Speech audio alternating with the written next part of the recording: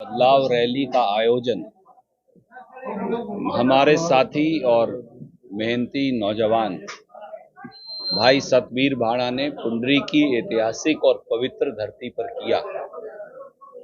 जिस प्रकार से पुंडरी का ऐतिहासिक तीर्थ सभी चीजों को अपने अंदर समाकर मनुष्य के जीवन को कृतार्थ कर देता है, उसी प्रकार से एक एक गांव में दस्तखत देकर एक एक गांव एक एक घर का दरवाजा खटखटाकर जिस प्रकार से कांग्रेस पार्टी की लो, कांग्रेस पार्टी का झंडा, कांग्रेस पार्टी का जज्बा, कांग्रेस पार्टी की नीति को भाई सतबीर भाड़ा ने हर घर तक पहुंचाया है, ये अपने आप में साबित करता है कि जमीन से उठकर गरीब घर में पैदा होकर कोई भी नौजवान लोगों के आशीर्वाद और प्रेम से किसी मुकाम तक भी पहुंच सकता है।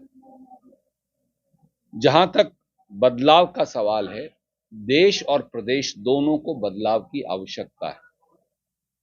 मोदी सरकार के 10 साल के कार्यकाल से और भाजपा, जजपा और खट्टर सरकार के 10 साल के कार्यकाल से अब जनता थक चुकी है और अब एक निर्णायक और व्यापक बदलाव की आवश्यकता है। बदलाव की उस हुंकार को कपिस्थल की तपोभूमि और पुंडरी की पवित्र भूमि से आज उसकी शुरुआत हो चुकी है।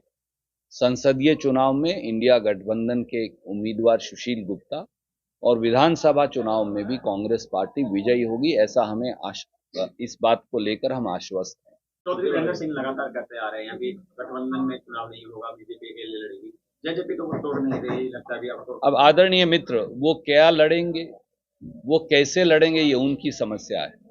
खट्टर साहब तो ये भी कहा करते थे दोनों भाइयों को जेल भिजवाऊंगा, और दुष्यंत चौटाला ये भी कहते थे कि खट्टर साहब को यमुना पार करवाऊंगा, पर सत्ता के लोलुपता में गर्त में धंसकर उन्होंने ये बेमेल गठबंधन बना रखा है जो लोगों की वोट के खिलाफ है।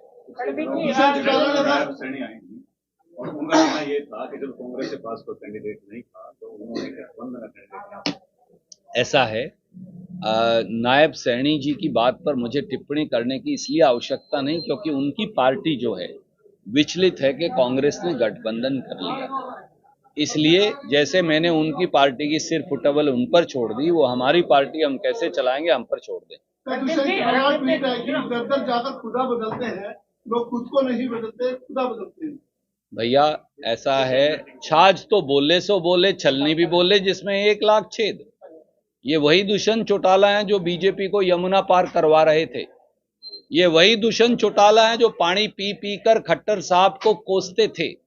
ये वही दुष्यंत चौटाला हैं जो भारतीय जनता पार्टी को किसानों का सबसे बड़ा दुश्मन बताते थे। ये वही दुष्यंत चौटाला हैं जो कस्में खाते थे चुनाव से पहले कि वो कभी भाजपा से समझौता नहीं करेंगे।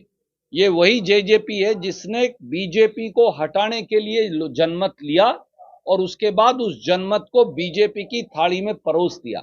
इसलिए इनकी क्या कहोगे? लास्ट सवाल है, चुनाव आयुक्त ने इस्तीफा दे दिया चुनाव से पहले, तो ये कैसे देखते हैं? प्रजातंत्र के लिए गंभीर बात है। एक चुनाव आयुक्त पहले इस्तीफा दे चुके, एक और ने दे दिया।